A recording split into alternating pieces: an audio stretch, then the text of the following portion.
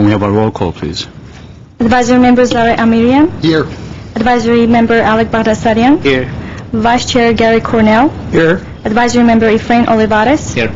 Chair Changley. Here. Okay. Can we have a report from Assistant Director? Yes, Mr. Chair, I'd like to report that the agenda for the May 8th, 2008 meeting of the CDBG Advisory Committee was posted on Thursday, May 1st, 2008 on the bulletin board outside of City Hall. Second item, the minutes. I move for approval. I wasn't here for all the meetings, so I'll let someone else tackle them. I'll second. Advisory Member Zare Amirian. Aye. Advisory Member Alec Baghdasaryan. Yes. Vice Chair Gary Cornell. Yes. Advisory Member Efrain Olivares. Yes. Chair Changley. Yes. Okay, item number 3, reports, 3A. Can we have a report from Mr. Director? Mr. Chairman Lee, item 3A is a report regarding the Joint City Council Housing Authority meeting to request approval of the fiscal year 0809 CDBG ESG and Home Annual Plan. This was held on April 15, 2008. And I'd just like to give a brief summary on the results of that meeting, and of course the committee members should also give their comments and their feedback on that meeting. But overall, I thought it was a successful meeting in terms of the City Council and the Housing Authority agreeing with most of the recommendations of the CDBG Advisory Committee, including major recommendations that were made by the committee in terms of the committee's recommendation to request the City Council fund the graffiti program using general revenue funds. So the Council recognized that it was a priority program, but simply that because the CDBG funds are more community-oriented funding, that the committee felt the community was better served using those funds for community projects. So I thought that was major.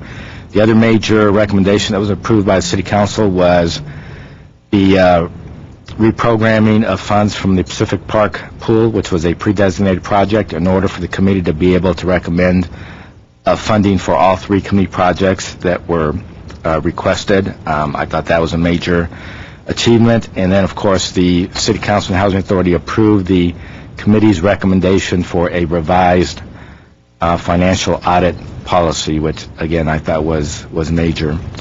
And then when you count up the individual funding recommendations, there were a total of 19, and of the 19, Council revised 9 of them, but they weren't major revisions, and approved 10 as submitted by the committee. So that's my report. Do you have any comments? Just want to thank the City Council for their trust in our abilities and our decisions, and even our commitment that we'll continue to do our very best in the coming years. I'd like to echo my fellow committee members' sentiments. I thought the process went well again this year. I mean, we had a couple of hiccups in terms of some of the things that happened after our meetings. I wanted to address a couple of issues, though, that I think were not addressed during the council meeting. And if you would give me a couple minutes. The first thing is going to the revisements that were made by the City Council. Obviously, they impacted nine of our recommendations and reestablished $15,000 to New Horizons, and I believe it was 5,000. Am I right there? Yes. To Lark. 5,000 to Hosk. Hosk, yeah. Hosk. Couple things. I have no real issues with. Obviously the City Council is the final arbiter as far as making the determination of how these monies will be divvied up. I do have some problems with a couple of things that were said and not said. The first thing is this idea of a broader purview, allowing the city council to affect some of the recommendations. While I wholeheartedly agree that the city council has a broader purview on city budgetary matters overall, it's very difficult for me to reconcile that with some of the statements that were made by the city council regarding the individual programs themselves. And quite frankly, there's a reason why we're here. We're here because there's 1,000 pages of documents to look through each year and to make determinations. And it was clear from some of the statements that were made by the council that either they weren't as clear or hadn't had the time to look through all of those documents as thoroughly as we had.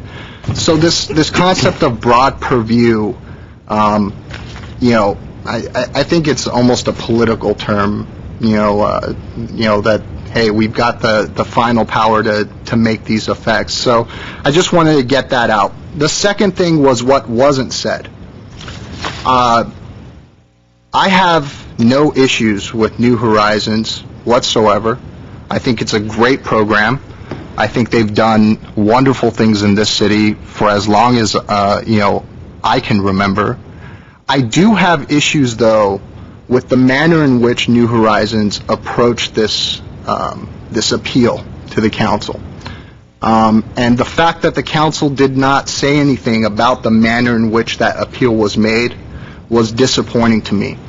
I have no problems with people making appeals based on facts, based on the documents that they gave.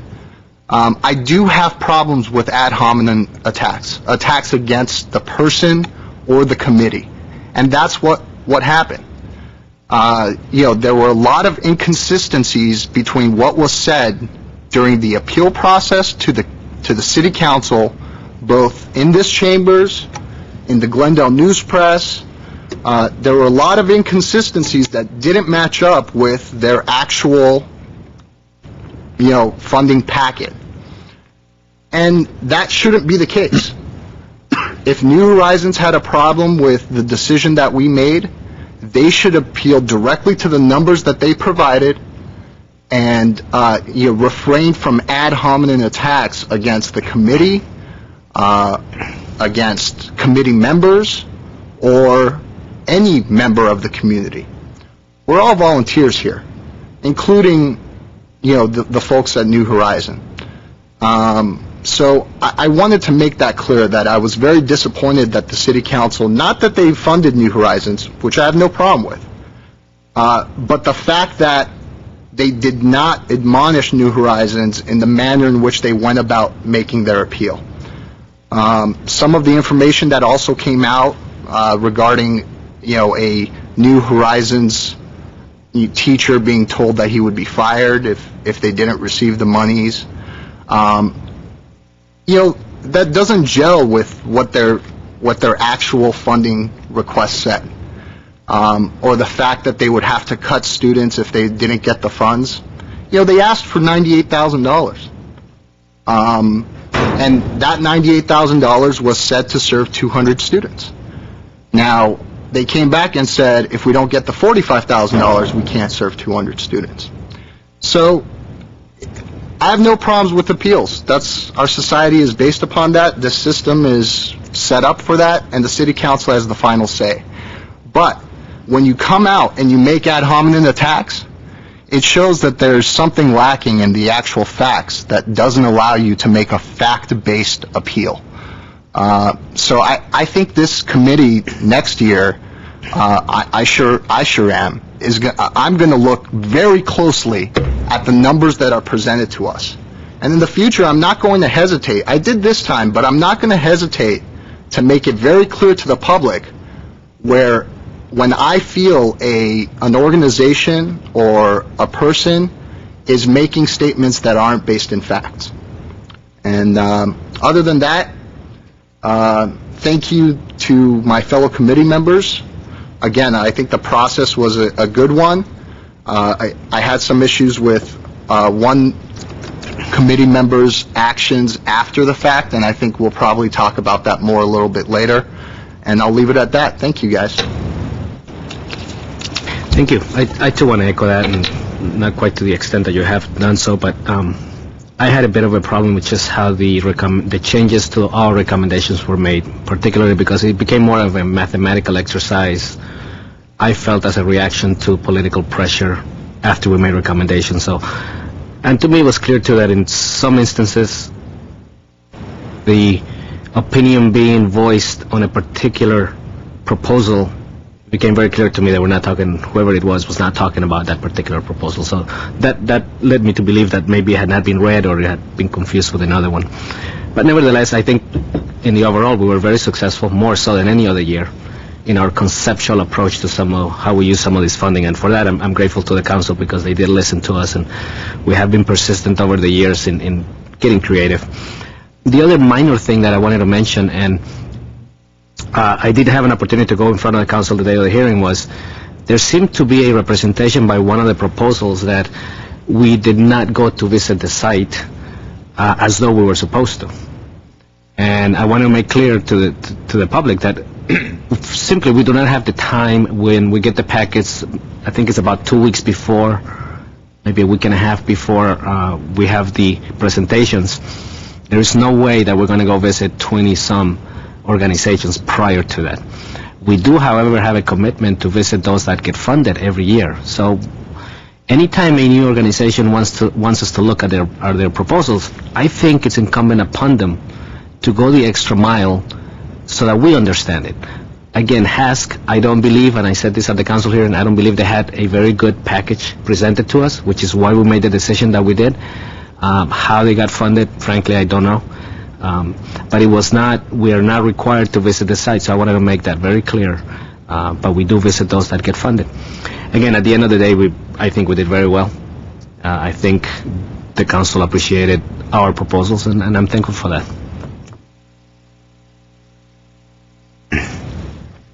The political process worked. There was differences.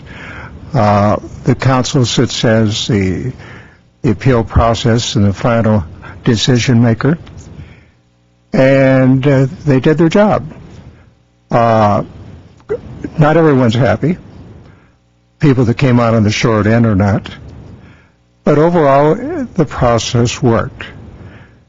And statements that are made by individuals or perhaps clients of New Horizons can't be taken to the point that if they make an error in judgment or facts, that they're not telling the truth or not accurate. They're talking about their own individual selves and how it's impacted them if the funds were not allocated. And when a reporter, and I was a reporter for 41 years with McGraw-Hill, gives you interview and he gives you the facts, it's difficult to go back when you have time restraints and a deadline to check every single dot, comma, quotation mark. You do the best you can. That's what you're a seasoned reporter for. If it comes out to find that it was not accurate, then I know the reporter will make a correction or retraction as it is customary to do. But the process went well, and the City Council has the final authority, and I think they did a good job. And my point now, let's move forward.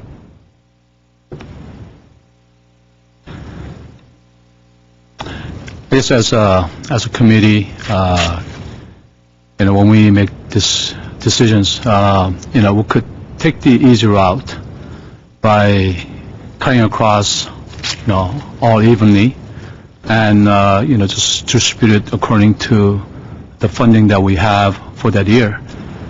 But I think our committee this year was prepared, very well, thought through, and very resourceful and creative in really deliberating our recommendation.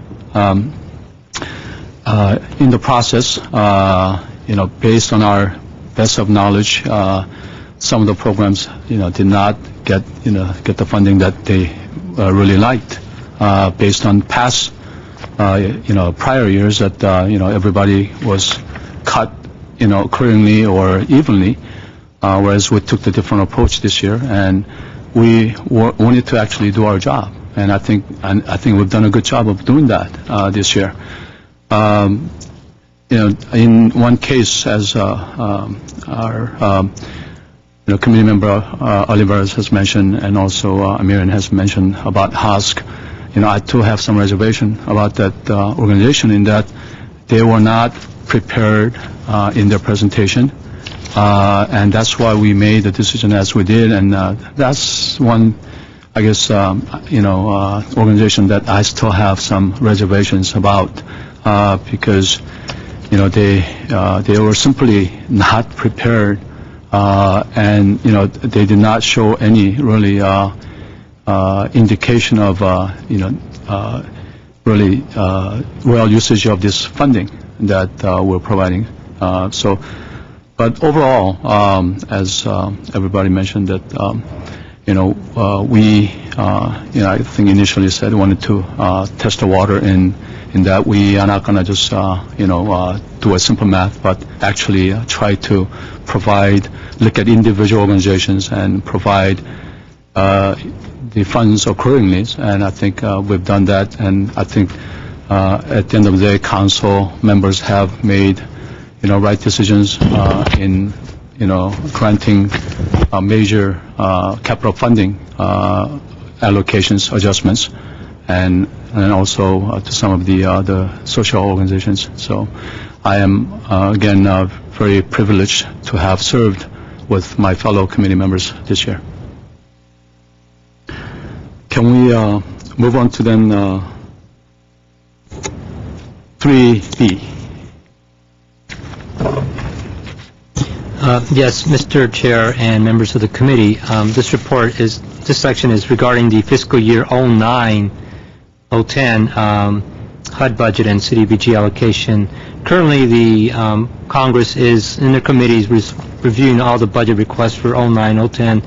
We probably won't hear anything until November of 2009, but we expect probably because of this election year, any significant changes won't happen to 010. So probably for 09, we're pretty much expecting the same allocation as this year until some changes are made, whether they're more or less, would be on 010-11. So you're telling me that none of the candidates promised to, triple the CDBG funds? I haven't read anything about CDBG mentioned. If you'd like to pose those questions, certainly. Suspend the gas tax and then I think the major shifts for every candidate, of course, are infusion of funds to revitalize communities. So we'll see how it goes. Okay, can we move on to report 3C? And probably can do a 3D at the same time. So, Mr. Chair, thank you. We have provided in your packet, and this is the time of year where you get a third quarter report on the performance of the social service agencies after 3 quarters in the year. And you will note from the spreadsheet that most programs are on target in terms of meeting their stated service level goals and their stated outcomes. And so this is primarily a read and file document. And then item 3D is comprised of a similar spreadsheet representing the status of the current capital improvement projects, including the city projects as well as the community projects. There are a couple of projects you will see do not appear to be making progress, and those are projects we'll be talking more about under the action items. And again, it's primarily a read and file report for your reference. Then can we get a report on 3E? 3 is the program planning schedule for 09-010, and you have kind of the dates for the next following fiscal year of the program. Some of the critical dates are the next advisory committee meeting, which is August 20th, which will be to review again some more reports from the monitoring and the social service progress reports for the fiscal year, and also looking at your schedules for the site visits again for the fall of 08. On that item is also the selection of the chair and the vice chair. Prior to that, we do have a meeting with the City Council and Housing Authority on July 15th to reappoint to the CDBG Advisory Committee members. Yes, Mr. Chair, if I could digress for a minute. Mr. Carrillo mentioned site visits, and Committee Member Olivares also mentioned visiting the agencies. And what I would like to say is that our proposal evaluation process is specifically designed so that we do not make site visits during the what we'll call the RFP process, because I think in order to maintain integrity as a board and credibility, we need to follow a process that would be as fair, objective, and impartial as possible. And I think what we would like to avoid is to be lobbied by agencies during the proposal evaluation process, or some of you are able to make some site visits and not others, and then some agencies receive funding and some don't, so they're going to try to tie that to whether they were visited or not. So we have purposely designed the process so that you don't make site visits during the proposal evaluation process, and it's not until after projects are funded and they get started that you go out to observe and learn firsthand how these programs operate and their effectiveness, to prepare you for the next funding cycle. Then you're even more informed and educated on how these programs work in order to make your funding recommendations and decisions. So I just wanted to get that out on the table. Okay, next item is number 4, action items. And 4A is a review and recommend code of conduct by CDBG Advisory Committee members. This agenda is here because the incident that happened by one of our members after we had made recommendation by this board, and we wanted to make sure that we set some sort of a guidelines as a committee body, so that this type of instance do not happen and do not compromise the integrity of our committee. And I think Commissioner Amiron has alluded during his 2-minute speech that this incident did happen that might have affected or jeopardized our committee's integrity here. And I had a conversation with that individual today during our Path to Achieve, homeless program. And I wanted to give a chance to our vice chair to speak out in public as to what you have stated to me as far as the content of the letter that you have sent out to each committee members. I did send a letter out to each of the committee members regarding the article that appeared in Glendale News Press of April 10th regarding my comments to one of the city council members that I was lobbying for as an individual only, and signed as an individual, regarding pet project that was very close to me, and as graffiti. And in that, I used a language that seemed to be sensitive, and I see it could have been better appropriated as far as the type of language that I used, and saying not being too sophisticated. And for that, the pain that I caused and the implications or interpretation that it may derive from that, I had indicated that I do apologize for that language. I signed my name as an individual to it. Letters were sent, and that was it. And hopefully we can move on from there. Okay. Thank you, Mr. Cornell. We wanted to I guess, talk about setting some guidelines here today, so that in the future, when we return as a committee here, that we have some sort of a guideline built in that could be disclosed during the orientation process. That when we make decisions as a committee, that this type of incidents do not occur again. So I am kind of open to some suggestions, and I think there's other issue regarding maybe data that was presented during our meeting as well. So we can maybe talk about those, and then maybe we can provide some sort of a guidelines for Mr. Durant to take it to or include in his package. Mr. Durant? Yes, Mr. Chair. Maybe the place where we can start and would help me would be if we can spend a minute to identify the issue, or what committee members perceive to be the issue that we're trying to address, and then we can take it. Right.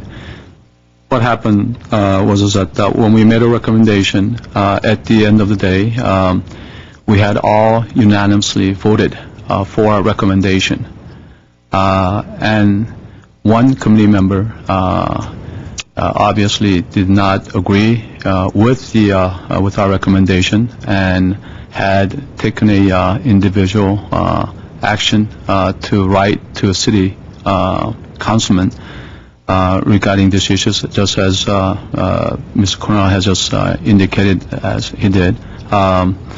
And what that did is that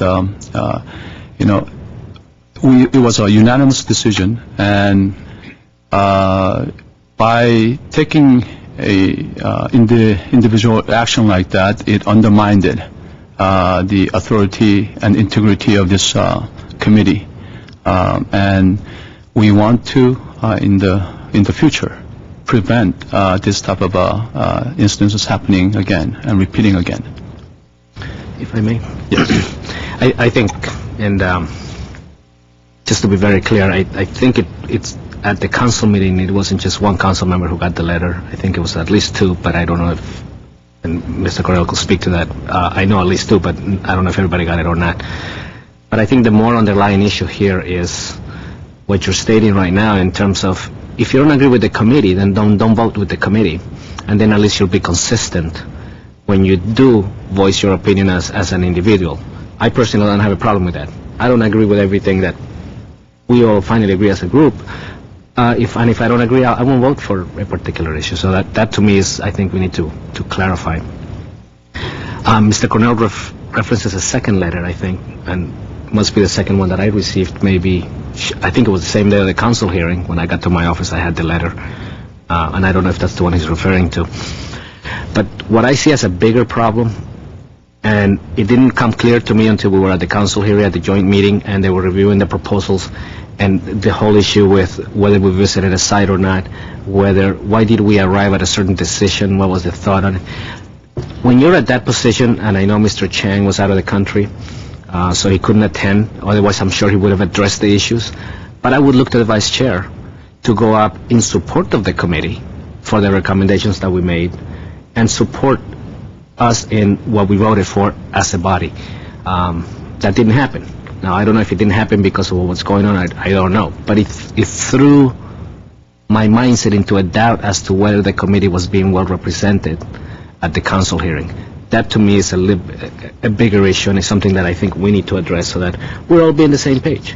And I can trust that if I'm not there, you will cover for me, or vice versa. And so, I think there's a couple of things here. One is we're talking about whether Mr. Cornell agreed and voted, or perhaps changed his mind. I mean, sometimes we look at the facts and read them again, and we can come to another decision.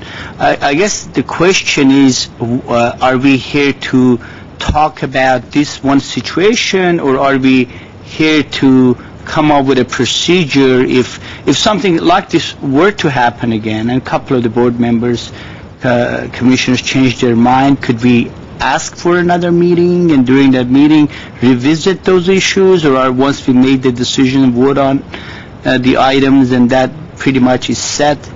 I guess one other thing I'd like to ask as we're talking about the procedures is, does this commission or any other commission have developed in the past set of guidelines that says letters like this are sent to you and you communicate, or to the commission members, or are sent first to the commissioners, then to the others, and things of that sort?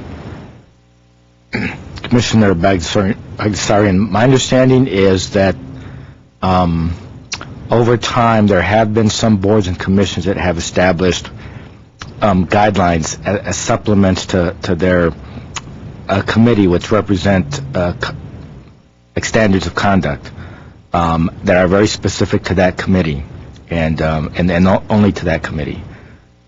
So what this committee might be interested in doing is establishing a guideline or a code of conduct as it relates to, and it would be very broadly stated. So it would be as it relates to, once the committee has made approved a motion on a particular a topic, that the standard is and the expectation is that especially if committee members voted on the motion, that they would support the motion, and obviously they always have the right to speak as an individual, a citizen, provided that they might make that very clear when they speak on the issue. If they decide that they don't agree with it, and maybe they change their mind.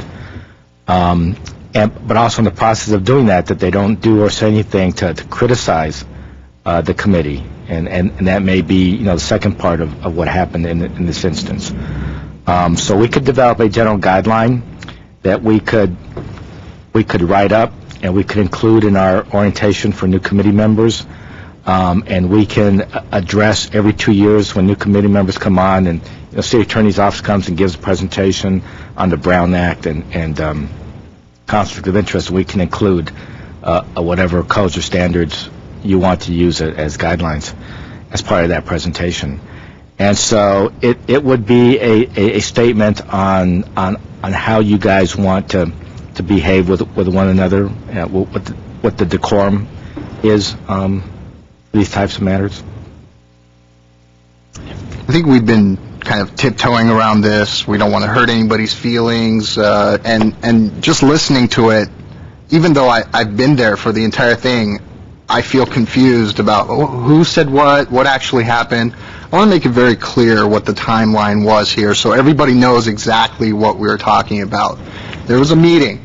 We made a decision on what our funding recommendations were going to be. This committee voted unanimously to support those. In fact, there was even a vote during the actual meeting itself where Vice Chairman Cornell stated that he wanted a supplemental vote to vote against the graffiti, funding the graffiti, recommending that the graffiti be funded zero from CDBG and that being taken from the general fund. Something that hasn't been mentioned, there was a public hearing following this. I was there, Mr. Cornell was there, Mr. Olivares was there. And at the end of the meeting, Vice Vice Chairman Cornell was invited to speak as the Vice Chairman of the committee on behalf of the committee. And he took that opportunity to speak in favor of the graffiti program and in favor of New Horizons.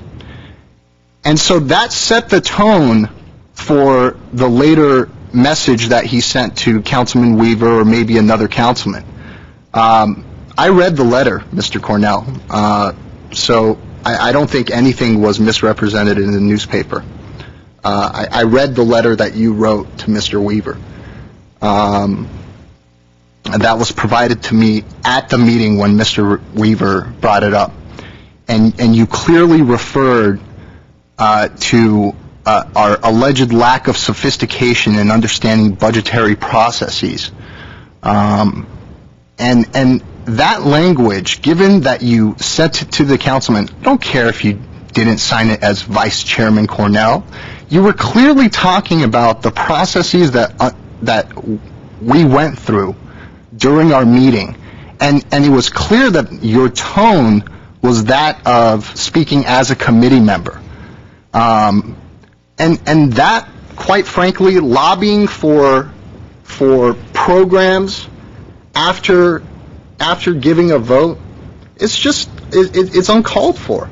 This committee works because on the basis of trust that while we might have disagreements, at the end of the day we will come to a consensus. For me, it's extremely important that this committee vote as a unanimous body, because it shows that we went through the process, we fully vetted the information that was provided to us on that day, and we came to a decision. The actions that you took, not only with that letter, Mr. Cornell, but with your comments at the public hearing, served to undermine the integrity of this committee. And for me, that is the big issue here. Now, yeah, we can come up with some guidelines. I don't know what type of teeth they'll have. This is a matter of understanding of each individual person, that you do not switch, change your position, especially without notifying the other members. I think it was an email to me, Mr. Cornell, after New Horizons initially protested and appealed the decision that we had made, that you said to me, you know what, don't respond, we should respond as a group. And to come back, and you know what, I took that to heart. I didn't respond to anything that New Horizons said. I didn't respond to anything any of the organization said, either positively or negatively. But then to see that letter come out, it's an abuse of our trust, and it undermines the integrity of this committee. To say that it was simple error in judgment or a lapse in judgment, no, it was systematic following the actual meeting where we made our decisions. So I don't know if a guideline is going to prevent any of this from happening. I don't know what type of conditions we can place that can dictate behavior. We can't. We can suggest things, but to say, oh, you know what, I apologize if my words were taken out of context or misquoted, and if you felt that they were not, you know what, that doesn't work for me. And, oh, let's move on, let's move forward. No. We have to do this again next year. And I don't care what guideline we put in. I don't care what politically correct, semi-apology two-line letter was sent to my address 3 days ago. That doesn't matter to me. What matters is what is going to happen next year at this time when we work all this out, and a single committee member takes it upon himself after the process to say, well, you know what, even though I voted for it, now I'm against it. And I know that's become a cliche in politics today, but that's exactly what happened. And it undermines this committee's integrity. So, Chairman Lee, I don't know how effective any guidelines would be. I'm on the record. It's very difficult to work with somebody that has demonstrated in the past that they are willing to go outside of the process, and potentially impact not only the integrity of the committee that they serve on, but also the people that serve upon it with him, I find it very difficult to move forward and do that. I can't take anything that's said at face value. So that's just where I come from, and hopefully I've made it clear to the public on what actually happened. We're just kind of tiptoeing around it and rabbit-footing around it. That's what happened. And you know what? It's unacceptable as far as I'm concerned. It's not as simple, let's move on. Right. This is a very sensitive subject, and we will try to come up with a guideline. I mean, as you mentioned, Commissioner Miriam, that what is important is not what has happened, but what is going to happen in the future, and what can we do to prevent that. And one of the I think suggestions that I like to make is that when we do come to a decision, as you said, Commissioner Miriam, that we have to be prepared. We have to be, when we make the decision, we make at that moment, the correct decision based on the information that we had, and we have to be responsible for that decision that we make. So I like to suggest that when we make the decision here, and it's not an abstain vote, it's not a no vote, but if it's a yes vote, yay vote, then we, as an individual or body, cannot, change that opinion and just simply shut up and, go with the decision. If there's a issue with the, subjects and things like that, it could be brought up in the middle of the discussion. Whereas, as you referred, Mr. Cornell has brought it up during the meeting that he likes to take a separate vote on this graffiti program. He could do that and, state his position and his opinion. But still, the majority, rules here, and we move on. But at the end of the day, when we made a vote unanimously to approve the whole program as a package, the recommendation, then we have to stick by it, live by it, and, then there should be no words or thoughts beyond that point after you make the decision. So I don't know how legally this is binding, what type of things that we can do to do that, but if, we can somehow put that in our guideline as to any future committee members that who will serve this board here, that, maybe you can check with the city attorney's office to find out if this is something that we can, set as a guideline. It's up to the council. It's really up to the council to enforce. And, as I said earlier, there were a lot of things that weren't said. Kudos to Councilman Weaver, by the way, who came out very strongly against this. But, in my opinion, it's up to the council to enforce this. We're here to make recommendations. This is already a controversial, process where, there's $5 million in funds that comes in, and there's a bunch of organizations that come in and say, we want a piece of it, and there are 5 individuals with 5 different experiences, life experiences, 5 different sets of opinions who come together. That process, the cards are already stacked against us. We don't need someone from inside the committee sabotaging the work that we did. It undermines all of the hours that we put into it.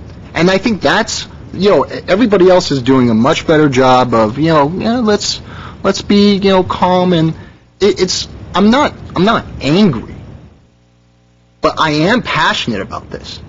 When I accepted this commission, it wasn't to just, whatever the council says goes. That wasn't it. I put in a lot of my time, as has everybody else, and I won't see that undermined by a single committee member's actions. So my challenge is to the city council. The city council needs to act in the presence of a set of guidelines or without a set of guidelines. This is common sense, people. The city council needs to act and make this right. To say, oh, it happened and let's move on? No. There are consequences to people's decisions and actions. But if we place a guideline, more specific guideline as this, then this body could take some action, against the individual who can, come out at later date and, repeat similar type of instance. So that's what we're suggesting here. I don't mind the guideline. I don't mind it. I'm just saying in this case, even without a guideline, this is common sense. Ms. Olivares? Well, I do agree. I mean, I think a guideline could be put in place, but I think ultimately it goes back to the individual members and how we choose to behave and how we choose to honor or not honor the particular guideline.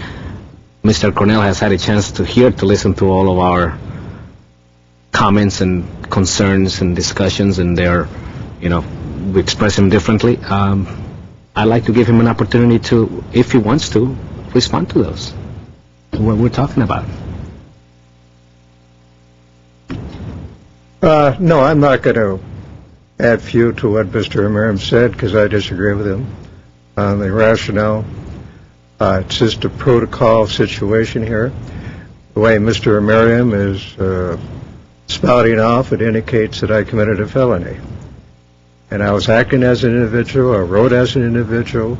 I have a right to my due process to do that to any council member. Council members do it themselves when they recuse themselves. I have no problem if Mr. Duran wants to set up and provide some guidelines to us that we can look at, that we can act on as a body. One of those guidelines, Mr. Duran, if you do put on, so we don't have any Saturday night bombshells, yourself, coming from a homeowners association, there is a statute passed by the legislature, and it came effective January 1st, that when you have an agenda, as we have today, that the chairman has in front of him, that if you want to alter or make revisions to that agenda, you cannot do it.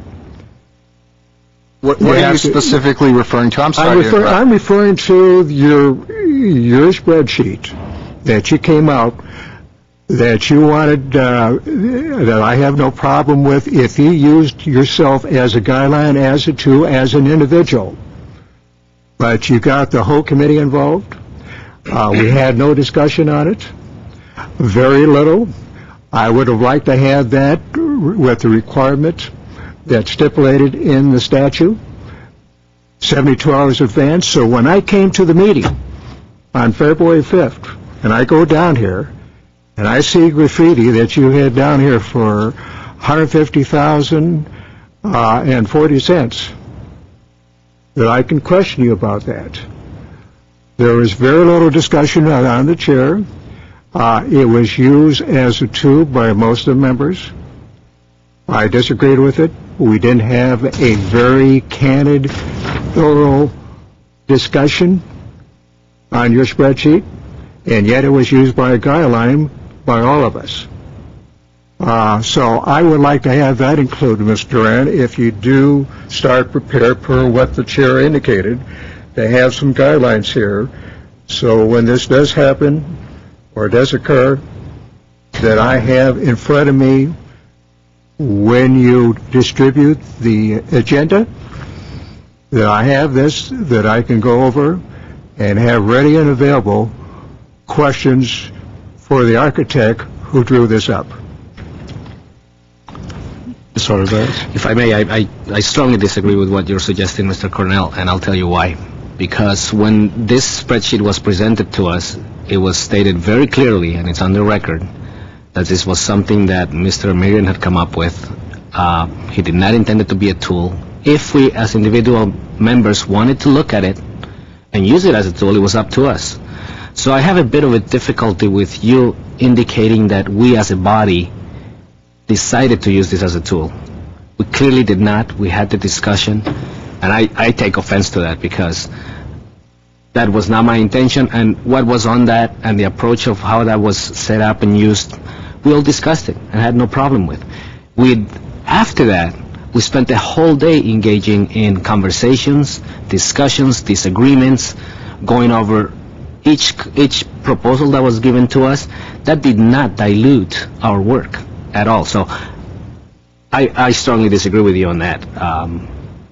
If we want to talk about a guideline, somebody can suggest something, but I just want to be clear that maybe you viewed it that way, and if you did, I respect that, but I don't think there was any other board member here who viewed it as though that was something we were to be used in our decision-making. I certainly didn't. Commissioner Peterson. My recollection is as well that we were given some information and it was offered to us as a homework done, and we could decide to use it or not use it. We as members of the commission looked at it and decided we'll take it as part of the other factors that we use as, to evaluate each one of the proposals, and that's what we did. It wasn't the only factor used in our evaluation, but it was one of the items. However, I'd like to go back and mention that if you wanted to add, as we're developing this guidelines, if you want to have an item there that says if a commissioner is going to present something that needs to be done so many hours before the meeting so it could be passed out, I see nothing wrong with that. That could very well be an item in our document. Mr. Cornell, that your statement about your individual rights, we have no problems with that. You as an individual living as a resident of Glendale, but where we are having a problem is that your letter, the content of the letter, the statement in the letter about calling us unsophisticated, attacking the committee, and that is where we're having this discussion here. That's where we're having the problem, and that's where we're trying to set the guideline, not to really limit one's individual's rights here. It's just that yes, you have an opinion, and you can state that, but you have to do it with in a right process and right protocol, but not in the way that you've done it. That is to attack the committee and undermine the committee, and that's why we're having this whole discussion here today. Mr. Cornell. And if I may, he's doing it right now. I mean, the spreadsheet is a red herring, obviously. It's clear from his statements today that he feels like he didn't do anything wrong. He is sorry that we're upset, but bringing up the spreadsheet is just more of what I'm talking about. It's clear that the other 4 members of the committee, staff, everybody who was there, the minutes as they clearly represent one thing happening, and then that's brought up as a red herring to divert everybody's attention from, what Commissioner Cornell believes he was in every right to do. So that's why I'm very clear. We can put the guidelines on, but when someone is unwilling to admit that what they had done was wrong on any level, and instead apologize for making people upset or apologize that we took umbrage to it and sorry that you felt that way, that's not an apology. That's not an admission that what, I screwed up, I made a big mistake, and I understand why. And that's the issue. We just had it play out again. There was an attempt to undermine the committee yet again, the decision that we made. What about the spreadsheet? This mysterious spreadsheet that's available to everybody, by the way. So, let's put the guideline together. Let's move on because we're spending way too much time on this. Yes, Mr. Chair, I would like to make a few more comments regarding the spreadsheet and Mr. Cornell's idea about the spreadsheet representing changing the agenda or not being part of the agenda. My interpretation is that the spreadsheet was part of the agenda, and the way I viewed it is as a supplemental information to reports that you already had. Just like I have the ability to walk into a meeting with supplemental information expand on the agenda packet that you already have, just like the city council and all of the other boards and commissions. And so to me, that's what it represented. And then we also did not agree to pass it out until the chair and the rest of the board members agreed that it was okay to share it and use it as a tool. And the only difference was probably that a committee member, a mayor, took the time to put on a spreadsheet what his thoughts were about each proposal, just like the rest of the committee members already had thoughts coming in after having studied the proposals. The only difference was you didn't put it in the spreadsheet. And as Mr. Olivares stated, it wasn't used as the sole guideline or the sole tool, but there was a lot of deliberation. And other committee members, questioned the validity of the spreadsheet, and that was fine too. It was all part of the healthy deliberation. And this issue came up at the Joint City Council Housing Authority meeting. So I feel that we have flushed it out with the City Council and Housing Authority, and none of the other council or authority members had any questions or issues about that spreadsheet beside that one. So we have to keep that into perspective as well. Yeah, this committee could, handle this issue a couple ways. That is, I guess, even without even discussing, maybe, if I'm correct, my term ends this year, and so does Mr. Cornell's term ends this year. So, we may not be back next year. Who knows? But if we all do come back, then we do have to, handle this issue. And the one is that, do we make it onto an agenda item to discuss this further and take some sort of action on this issue? Meaning that, that do we take, vote of no confidence on the issue, or do we take this guideline and give that guideline a chance so that it could give us some sort of a preset rule so that we can abide by, and then if there's another instance like this, that we can actually refer to that guideline to reprimand or take corrective action against that. I would just recommend that staff knows exactly what the issues are surrounding this. Maybe have them draw something up and bring it to our next meeting, okay, and we can address it. For us to go into the details about it, it's just a waste of time. All right, let's do that. Okay, let's move on to action item 4B. Do we need to have any type of vote on that, or do we just say, please take that back and that's the direction of the chair, Mr. Mayor. The direction of the chair asked staff to proceed with that. So he's calling me on a point of order now. We've received the direction. That's what we'll do. Yes.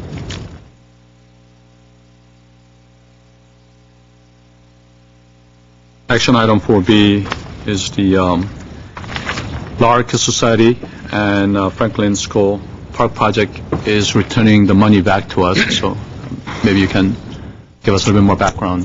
Yes, thank you, Mr. Chair. These are, and you see that memo from us on two projects, and these are two projects that were, one is a current year project from 07-08 that we had funded again about a year ago for the Lark Musical Society roofing improvement projects, and the funding for that was $66,253. During our staff technical assistance with the Lark Musical Society, and during the time period we were doing their agreements and contracts, Lark Musical Society began researching and developing their data for the low mod benefit, and during that time they did some screening and did some estimates, and based on what they saw, they were not really able to meet the income guidelines for CDBG.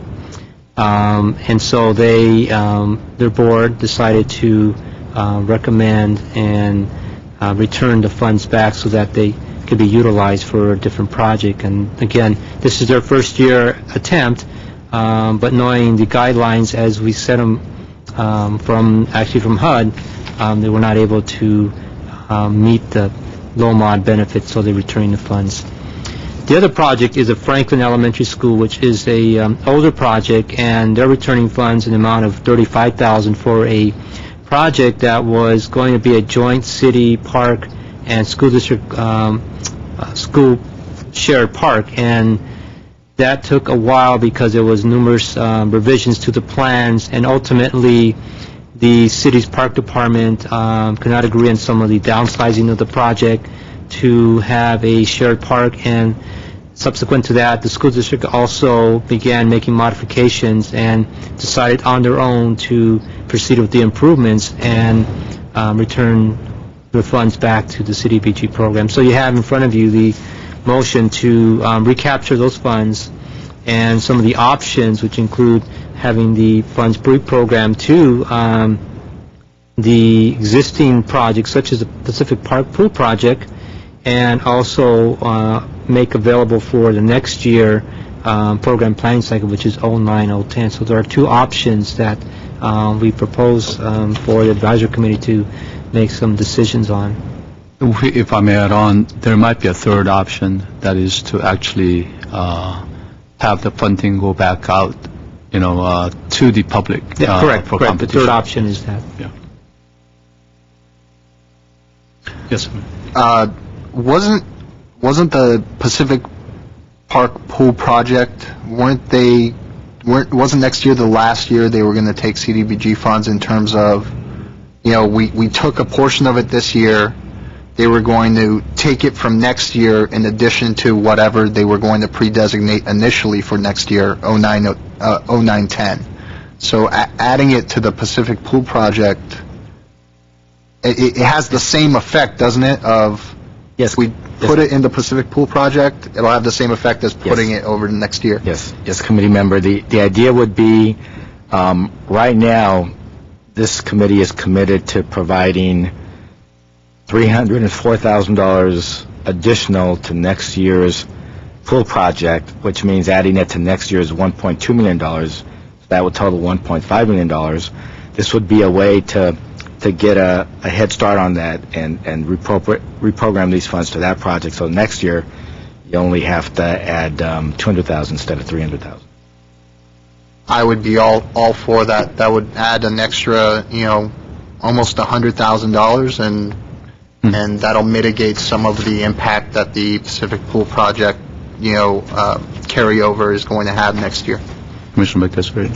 Have we ever increased anybody's funding, any organization's funding, as we've come to more money? I mean, we had this issue with we had to only allocate so much to each one of the RFPs.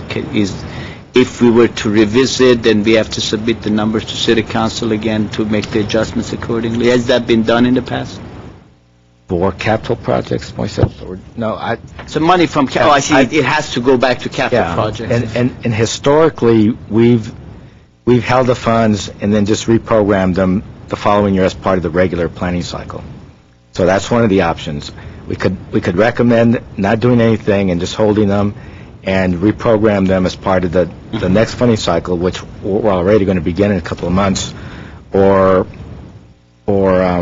begin to replenish the commitment that we already have for the Pacific Park Pool Project, or recommend issuing an RFP to get it back out in the community and give organizations another opportunity to apply for the funding, which could turn into a pretty big undertaking.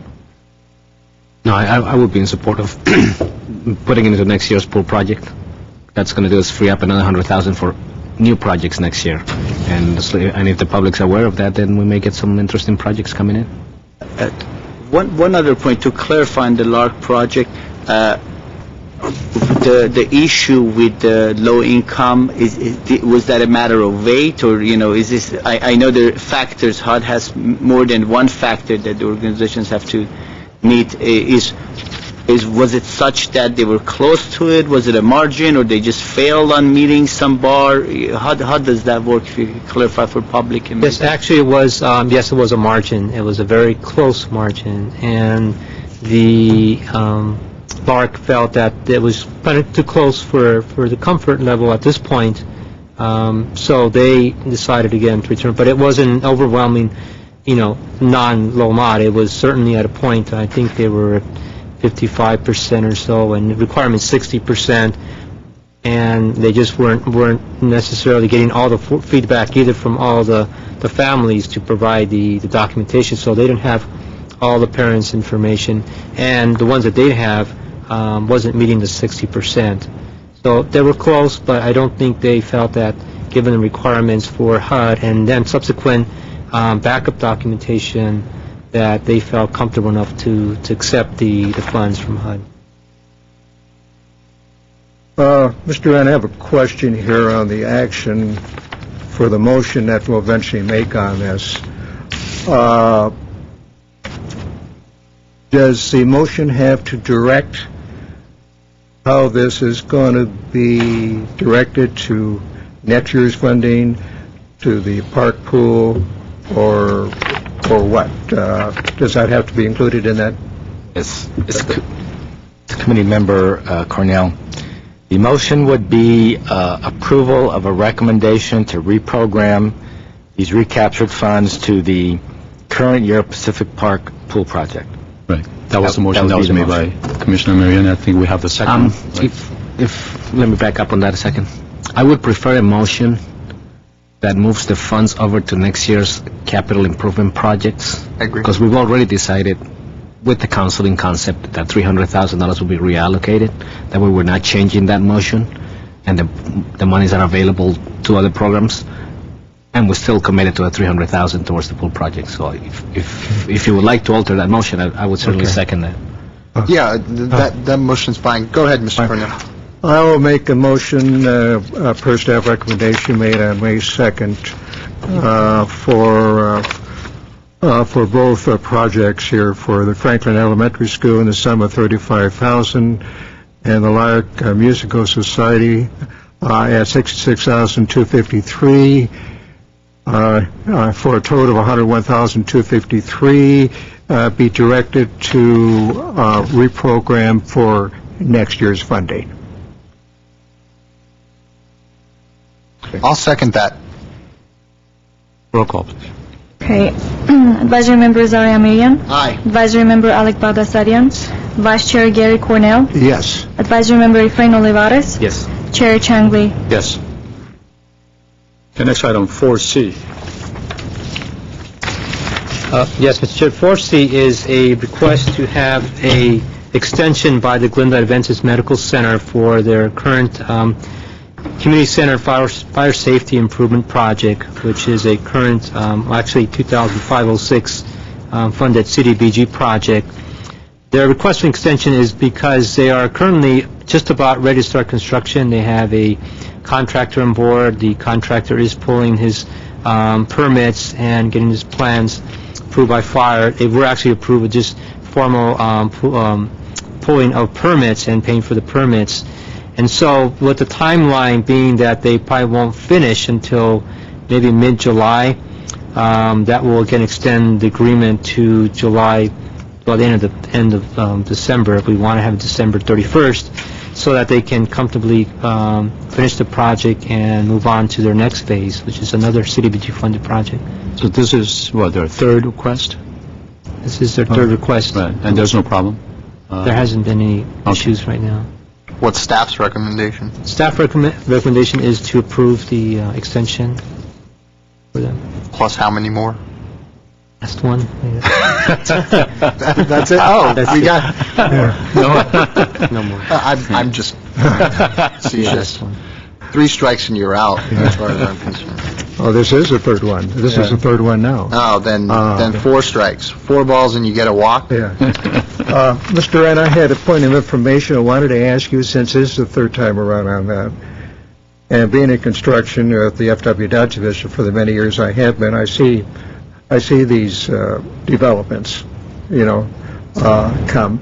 Is there any way, in case Murphy's Law might apply the next time around, that we can stipulate in the motion that for maybe another 30 days or so on, that if it does come to that point where we have that provision in the motion, that staff can give the extra allotment, say, up to 30 days, if necessary. If I may, I understand what you're trying to do is kind of put a little deadline to it, but in these construction processes and inspections and all the things that they have to do to get this project completed, I've always had the confidence that they're going to get it done. But I also understand the construction industry, and I would hesitate to do that. But I think the message is being heard that we really want to get this finished with. I just think 30 days is very strict, and I don't know that it could even accomplish it, and then we really got a problem. We're back here again dealing with it. Okay. I'll move that we make a motion that we move to accept the staff letter of May 8th, extending the deadline to December 31st, 2008 for the Glendale Adventist Medical Center. I second that. Roll call. Advisory Member Saleh Amirian. Yes. Advisory Member Alec Bagdasarian. Vice Chair Gary Cornell. Yes. Advisory Member Efrain Olivares. Yes. Chair Changli. Yes. Okay, item 4. Yes, Mr. Chair, this is another request for extensions to current funded, one current funded project and one previous year funded project. The first one is the YWCF Glendale Painting Project, which is the 2006-07 project. And the request is, again, to extend their agreement to December 31st to complete it in this calendar year. And it's a request to have the painting project completed after the roofing project. And the two kind of go hand in hand. And I'll talk about the roofing project. That request is also for December 31st, and it is to complete their roofing project, which is currently in the design stage. We have reviewed their plans and their specs. It's not a major project, but it does take time to review all their specs.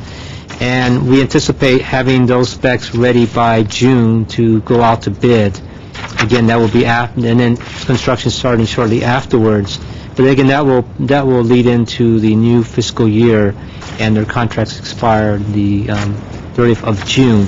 So both motions request for an extension to allow the YWCA to proceed with their projects and complete by December 31st. Staff is recommending approval of both projects, and we expect to have those done definitely by summertime.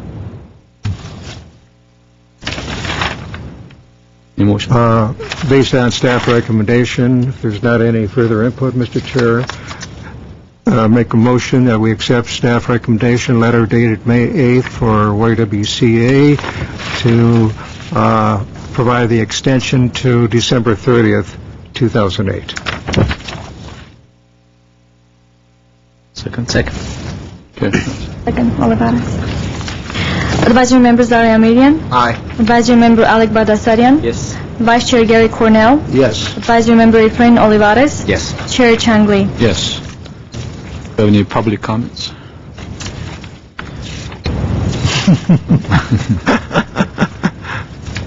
Any, Actually, maybe it's on the other business. I wanted to make a comment. okay. At the Housing Authority meeting and City Council, a member of the public indicated or maybe accused me of conflict of interest. So I want to assure the committee members that prior to that particular date that he mentioned when we took a vote on the home funds, which were not, it's not something we deliberate on or recommend on, I actually did personally contact the city attorney because I wanted to make sure there was no conflict of interest. I also did subsequent to the accusation. Records were checked, and apparently there is no conflict of interest. So I wanted to go on record that I think I took the proper steps to make sure that that didn't happen, and if it did, certainly I would correct it. But I wanted to address that because that did come up. So. Any other comments?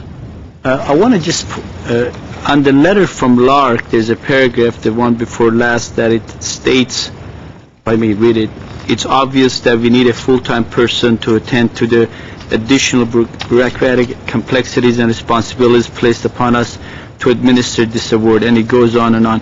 Is this pretty much the feeling of many of our award recipients? Is it just in their case? I know sometimes when you're not able to succeed, you're more of a, I guess you see the negative side of things than the positive, but is this the type of feeling people have toward our requirements?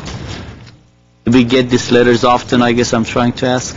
Yeah, Committee Member Bagdasarian, we don't get these letters very often.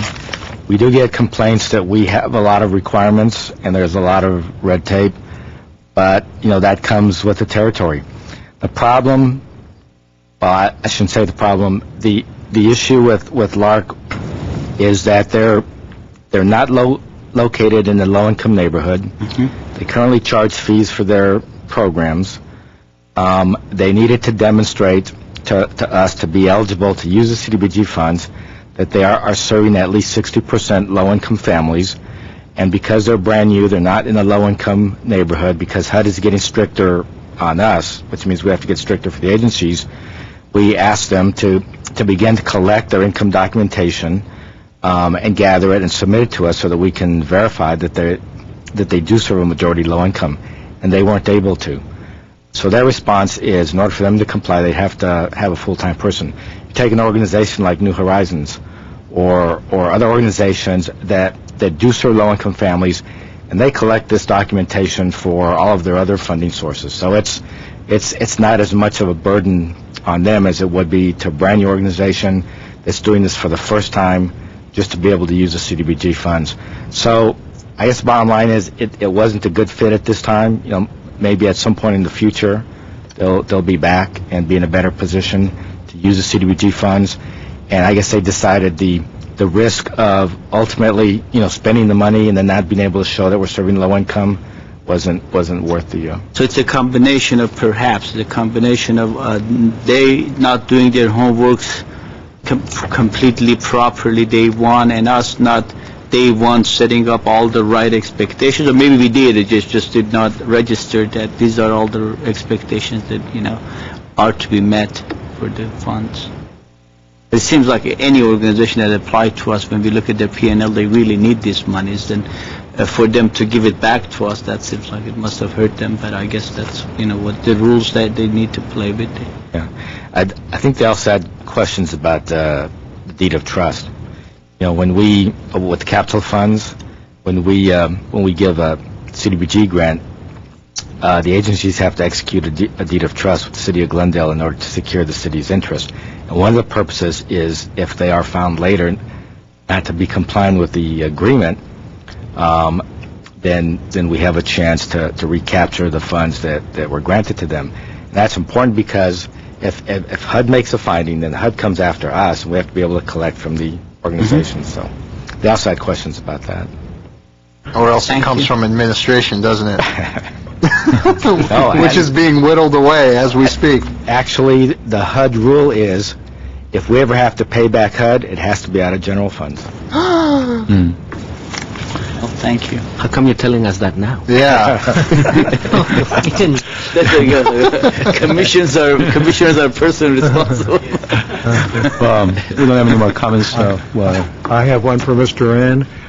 I didn't get a chance to go to our legal counsel here that represents this board because I was asked this morning if I could do it, and I wanted to pass it by you so I don't get roasted here on this. I had one of our social organizations, they're having a fundraiser. It's called the Taste of Glendale. I want to know if it would be appropriate for me to mention that they're having this at a certain date and time. It would not be inappropriate. Okay, then I will stop right here. No, I said it wouldn't be inappropriate. It will be? It would be okay for you to announce it. Oh, fine. Okay. The Taste of Glendale that happens every year is going to take place May 14th from 5:30 to 8:30. It's put on by one of our social organizations here. It's Glendale Healthy Kids. There will be about 28 restaurants that are participating. I've had this for a couple years now. and it's a very gourmet experience to go up and down, even a little bit more pleasant this year, for the simple reason that Grand Boulevard isn't being torn away here and reconstructed. So this is it. If you have any questions, you can contact the Glendale Healthy Kids Organization at 548-7931. Tickets are $25.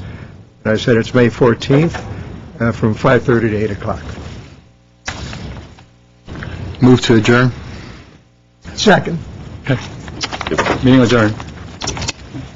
Do we need to sign?